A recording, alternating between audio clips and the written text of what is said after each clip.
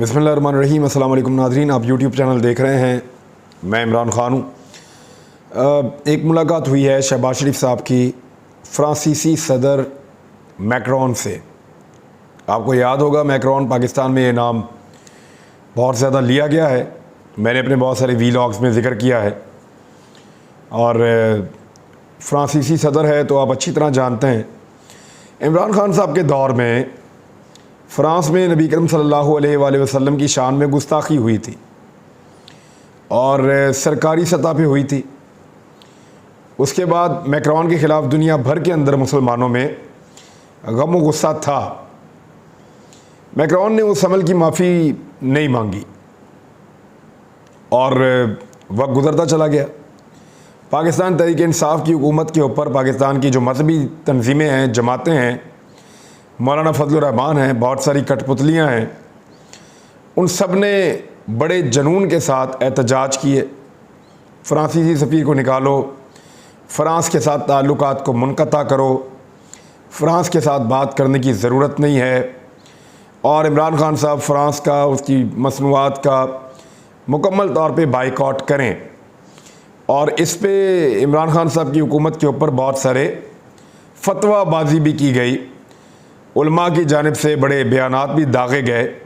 मौलाना फजलुर रहमान साहब क्या कह रहे थे, वो जुमले अगर आप देखें तो उन्होंने कहा कि जाना ठहर गया है, फ्रांसीसी सफ़ीर का निकाला जाना ठहर गया है। और बड़े गुस्से के अंदर मौलाना फजलुर रहमान साहब बात कर रहे थे। और भी जमातें तहरीक लब्बैक वाले वो बहुत गुस्से में थे, उन्होंने बहुत सारे एहतजाज किए। पुलिस वाले भी शहीद हुए, दूसरी जानिब उनके अपने कारकुन भी शहीद हुए। तो पाकिस्तान में निज़ाम ज़िंदगी बिल्कुल रोक कर रख दिया था और बहुत गुस्सा था उनको इस बारे में। लेकिन इस वक्त जो इम्पोर्टेड वज़ीर आज़म हैं वो गए और जाके उन्होंने मैक्रोन के साथ मुलाकात की। उसकी तस्वीर और विजुअल जो हैं वो पूरी दुनिया के अंदर वायरल हैं। अब मैं कोई पॉलिसी के ऊपर बात नहीं कर रहा कि पाकिस्तान की गवर्नमेंट की पॉलिसी क्या है, फ़्रांस और पाकिस्तान के ताल्लुकात का मामला क्या है, लेकिन मैं बात कर रहा हूँ उन सारी मजहबी तंजीमों की और मज़हब के उन ठेकेदारों की जिनको फ़्रांस के साथ ताल्लुकात ख़त्म ना करने पर इमरान ख़ान साहब पे बहुत गुस्सा आता था और फ्रांसीसी सदर के साथ ताल्लुकात की पींगे चढ़ाने पर शहबाज शरीफ पे कोई गुस्सा नहीं आ रहा। यानी इश्क तो ऐसे नहीं आप क्लेम कर सकते मौलाना फजलुर रहमान साहब या बाकी लोग हैं वो भी इसको देख लें इस मामले को। आपका तो क्लेम ये है कि गुस्ताखी हुई है, तो फिर आपको दोनों मरतबा एक ही तरह का गुस्सा आना चाहिए।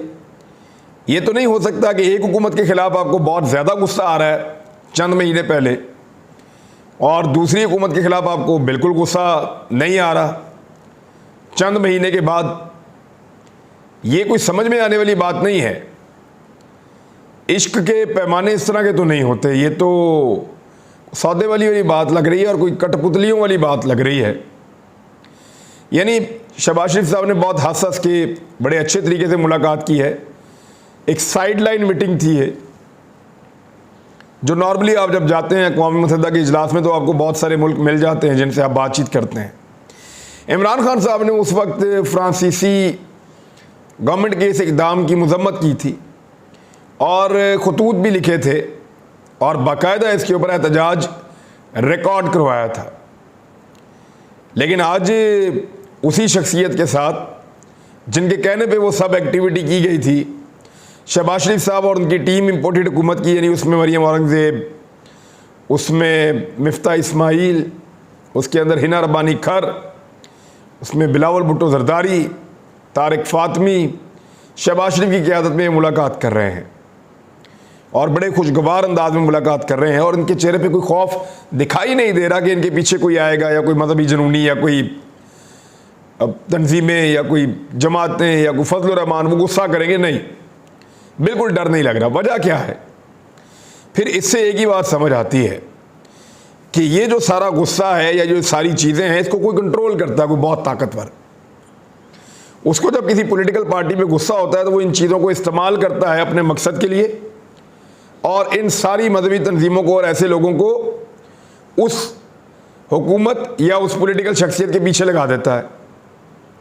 और जब गुस्सा नहीं होता तो वही सारे इक़दाम जब कोई और करता है तो ये लोग बोलते भी नहीं हैं। इसका मतलब है कि कहीं ना कहीं से डायरेक्शन मिलती है जिसके ऊपर ये सारे मामलात चलते हैं।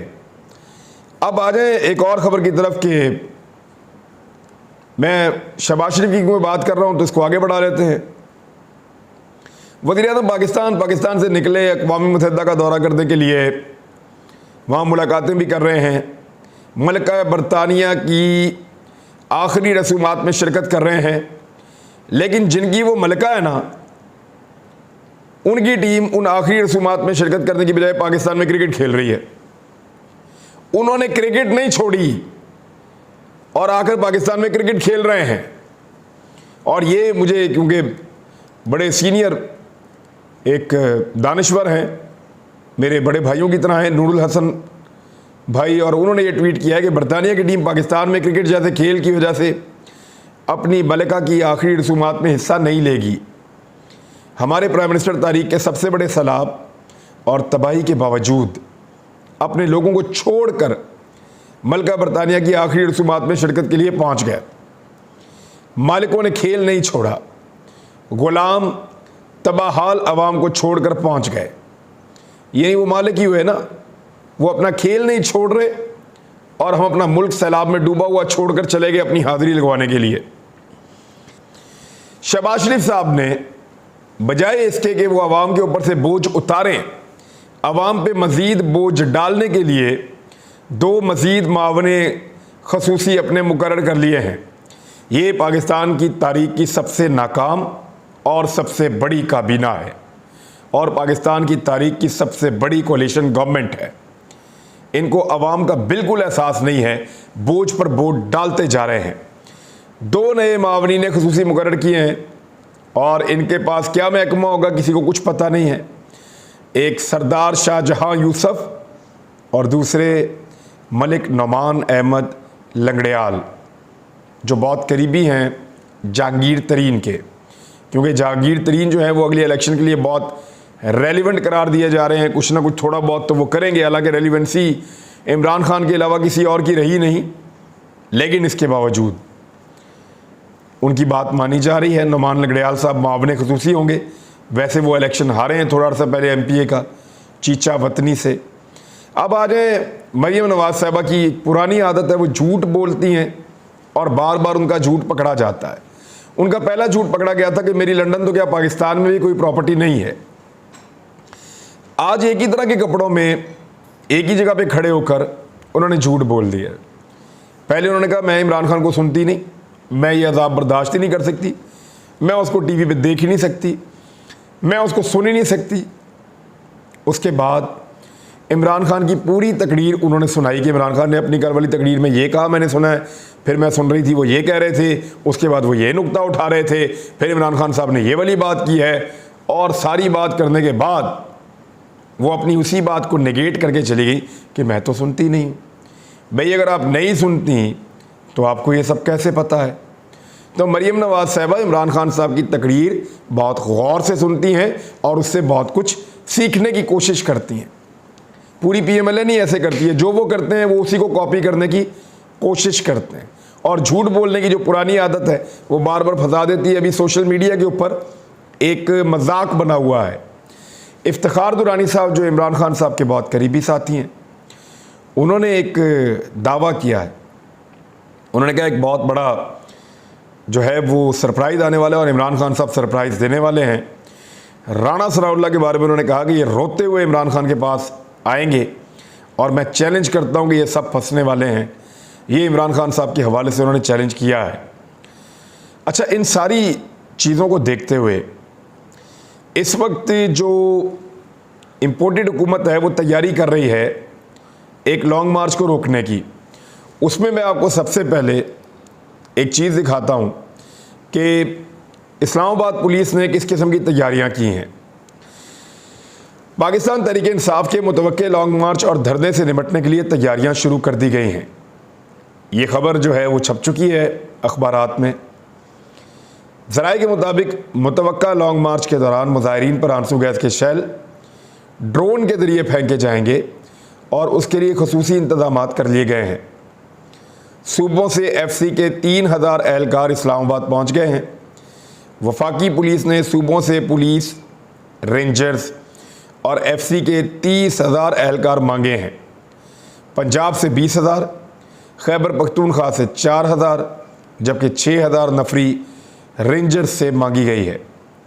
ज़राए के मुताबिक ये भी बताया गया है कि एफसी और पुलिस और रेंजर्स की तैनाती के साथ साथ कंटेनर्स भी बहुत बड़ी तादाद में लगाए जाएंगे, खंदकें भी खोदी जाएंगी। पंजाब और खैबर पख्तूनख्वा ने अभी तक इस्लामाबाद को नफरी देने का फ़ैसला नहीं किया है, क्योंकि अगर ये नफरी नहीं मिलती तो इस्लामाबाद की वो कैपेसिटी नहीं है। जबकि इस्लामाबाद की पुलिस जिसको इस्तेमाल किया जाना है वो तो एक सियासी पुलिस बन गई है। कैसे, ज़रा गौर करें। ये इस्लामाबाद की पुलिस लिख रही है ट्विटर के ऊपर, कल कुछ लोगों ने अपने सियासी मुतालबात मनवाने के लिए पंजाब से वफाक का रुख किया हुआ है। ये क्या चल रहा है? कुछ लोगों ने अपने सियासी मुतालबात मनवाने, एक तो तादाद कम कर रहे हैं कुछ लोग, इमरान खान के साथ पूरी कौम खड़ी है तो कह रहे हैं कुछ लोग सियासी मुतालबात मनवाने के लिए, यानी अब सियासी मुतालबात हैं वो, इसका फ़ैसला भी पुलिस करेगी। पंजाब से वफाक का रुख किया हुआ है, यानी पंजाब से वफाक, यानी ये अजीबोगरीब सूरत हाल है। किसी भी मुमकिन लॉ एंड ऑर्डर सिचुएशन से निपटने के लिए इस्लामाबाद कैपिटल पुलिस ने रेड जोन की सिक्योरिटी बढ़ा दी है। रेड जोन के दाखिली और खारजी रस्तों पर पुलिस की इजाफी नफरी तैनात कर दी गई है, ये इस्लामाबाद पुलिस कह रही है। साथ ही साथ जो पुलिस पंजाब में PMLN के ख़िलाफ़ कार्रवाई करती है या करने का सोचती है या कानून के मुताबिक चलती है, उनको निशान इबरत बनाने के लिए इस्लामाबाद हरकत में आ गया है।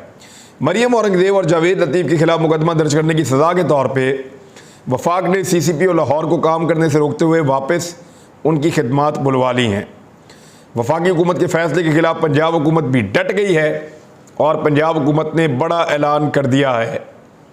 वैसे भी IG पंजाब जो हैं वो कतराते हैं PMLN के ऊपर किसी किस्म का भी मुकदमा दर्ज करने से, और वो कतराते इसलिए हैं कि बहुत ताकतवर लोग जो हैं वो सपोर्ट करते हैं PMLN को और इनकार भी कर देते हैं।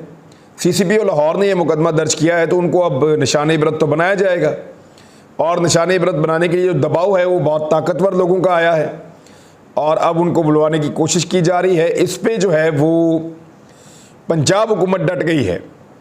सूबाई हुकूमत ने इनकी खिदमात वफाकी हुकूमत के सपुर्द करने से इनकार कर दिया है।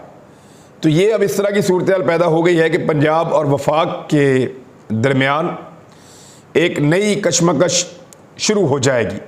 इसमें जो वज़ीर दाखिला है पंजाब के, उन्होंने एक स्टेटमेंट दिया। उन्होंने कहा कि गवर्नमेंट ऑफ पंजाब के अगले हुक्म तक एडिशनल IG गुलाम महमूद डोगर CCPO लाहौर के फ़राइज़ सर अंजाम देते रहेंगे और इस्टेब्लिशमेंट डिवीज़न में रिपोर्ट नहीं करेंगे। तो ये है जी पंजाब और वफाक के दरमियान सिर्फ जावेद लतीफ़ और मरियम औरंगज़ेब के ऊपर FIR कटने का नतीजा। यानी इस तरीके से फाशिस्ट लोग अपनी ताकत को इस्तेमाल कर रहे हैं। इमरान खान साहब ने एक क्लेम किया है, उन्होंने कहा है कि मईशत की बहाली का मुकम्मल रोड मैप वो देंगे और तैयार करेंगे। देखिए, पहले इमरान खान साहब की हुकूमत को कोई तजर्बा नहीं था, लेकिन अपनी हुकूमत के आखिरी 2 सालों में उन्होंने शानदार मईशत चलाई है। 6% के करीब वो तरक्की कर रहे थे, ग्रो कर रहा था पाकिस्तान, और इकॉनमी बहुत बेहतर हो रही थी, तमाम चीज़ें मुस्बत हो रही थी, एक्सपोर्ट्स बढ़ रही थी, IT बढ़ रही थी। इसके अलावा पाकिस्तान में रेमिटेंसेस लगातार बढ़ रहे थे, टैक्स कलेक्शन के अहदाफ पूरे हो रहे थे, बल्कि बढ़ रहे थे। तो अब उनके पास तजर्बा मौजूद है और वो ज़्यादा बेहतर हिकमत अमली के साथ सामने आ सकते हैं, और उन्होंने डिटेल में इसके साथ, इस बारे में सहाफ़ियों के साथ, दीगर लोगों के साथ अपने व्यूज़ जूम मीटिंग के ऊपर शेयर किए हैं। अब एक और ख़बर मैं आपको बताता हूँ, और मुझे अभी भी इस खबर के ऊपर गुंजाइश नज़र आ रही है, लेकिन दुनिया अखबार की खबर है, मैं एज इट इज़ आपके सामने रख देता हूँ। इसको फिर फैक्ट चेक करेंगे, मुझे लगता है ये इससे ज़्यादा है ये रकम। हुकूमत जो फ़ी लीटर पेट्रोल है उसके ऊपर इस वक्त जो इजाफी पैसे एक आम आदमी की जेब से ले रही है वो 63 रुपये 17 पैसे हैं। आलमी मंडी में पेट्रोल की कीमतें लगातार कम हो रही हैं, आज भी कम हुई हैं, लेकिन गुज़िश्ता रात 2 बजे के करीब इंपोर्टेड हुकूमत में कीमतें कम करने की बजाय, जैसे कि आलमी मंडी में हो रही हैं, कीमतें मज़ीद पेट्रोल की बढ़ा दी हैं। ना सिर्फ पेट्रोल की कीमतें बढ़ा दी हैं, बल्कि इस वक्त के अदाद व शुमार के मुताबिक तमाम तर चीज़ें कंट्रोल करने के बाद इजाफी 1 लीटर के ऊपर सार्फिन की जेब से 63 रुपये 17 पैसे जा रहे हैं। ये है इम्पोर्टेड हुकूमत का कारनामा। अब तक के लिए इतना ही। अपना ख्याल रखिएगा, अपने इस चैनल का भी। अल्लाह हाफ़िज़।